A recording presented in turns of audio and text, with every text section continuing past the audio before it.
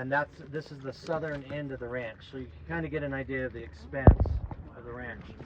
Now, if it's really hard to see, but if you look, if north, which is straight towards the mesa, if you look over about let's call it 10:30, you can barely make out a white object up on top of the mesa. It's not all the way up on top. There's several layers of the mesa, so if you come down one layer, you can kind of see a white object up and down. That is the tower that's above the triangle.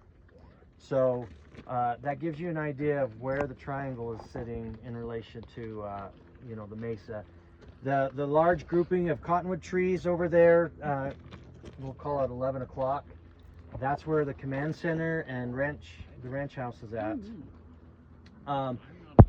You can, if you look really closely through the cottonwood trees, right through here, you can kind of see a structure. It's like a tan structure there.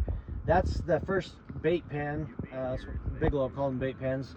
We call it the black box, but that's out in the middle of the east field there. The drill site, if you start over at Homestead 3 where the mesa dives into the trees, you'll see that cliff face that winds there and dives back in.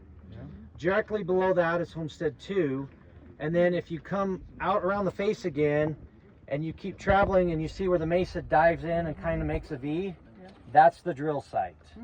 So that's where we're drilling at, and it's probably of this entire mesa, that's one of the most treacherous parts of the mesa. So Treacherous why?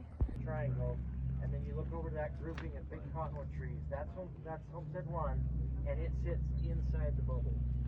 And the boundary comes just to the outside of those trees right there. So that gives you an idea of the distance and just how large that place is. So if you look where